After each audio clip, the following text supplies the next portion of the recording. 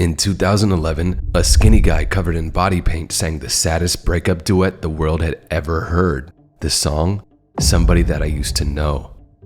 It became a global phenomenon, #1 in 18 countries, over 2 billion views on YouTube, and 3 Grammys. And then, silence. The man behind the song, Gotye, vanished. Not in a tragic way, but in a way that left people asking, what happened to him? Wouter de Backer, nicknamed Wally, was born in Bruges, Belgium, but by age 2, his family had moved to Melbourne, Australia.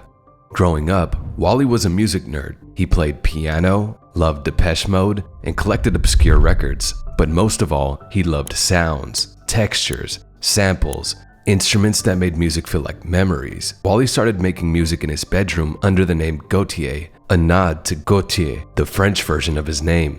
He literally burned CDRs of his songs, hand-drew the covers, and mailed them to radio stations. One of them bit, Triple J, one of Australia's most popular music stations.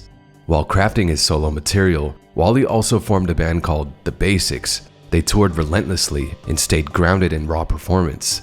Meanwhile, his solo albums like Boardface and Like Drawing Blood earned underground love and critical acclaim in Australia, but the world wasn't listening yet.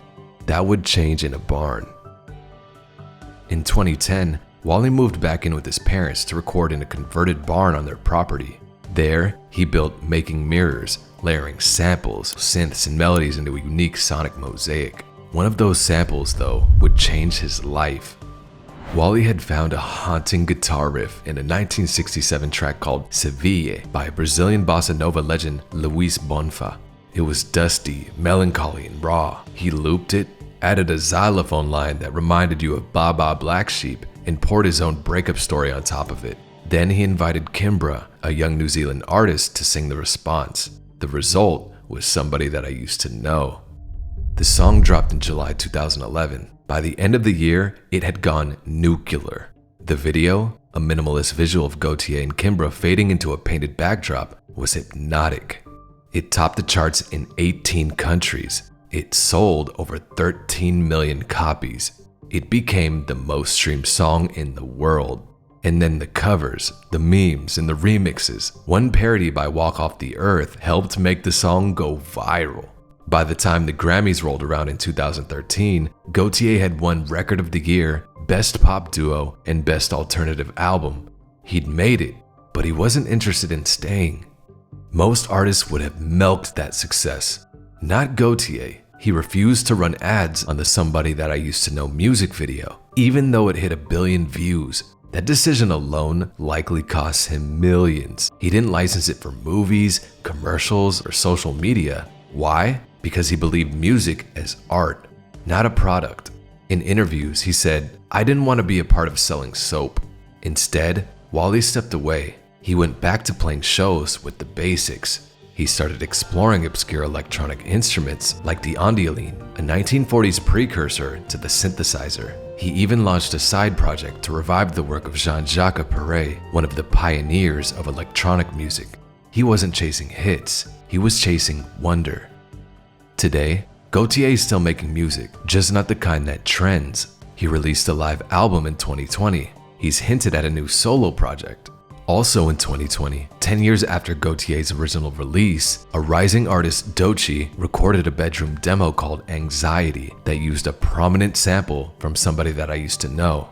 The demo slowly found its way onto TikTok, igniting viral attention. Fast forward to 2025, and Doechii formally re-released Anxiety, now officially with full streaming support. Not only did it debut on the charts, it also cracked the top 10 on the US Hot 100, marking a rare second chart topper built on the song's DNA. Official video from Doechii echoed Gotye's artistic vision too. It featured body-painted figures on a wall, chaotic household imagery, and a homage to the original minimalistic style, not just once, but multiple times. Also in 2024, Gotye released a remix to Somebody That I Used to Know, this time with Fisher and Chris Lake. And yes, Kimbra returned for it. A full circle moment, not a comeback. Gotye's not missing, he just chose a different path. Gotye's often called a one-hit wonder, but that's not quite right.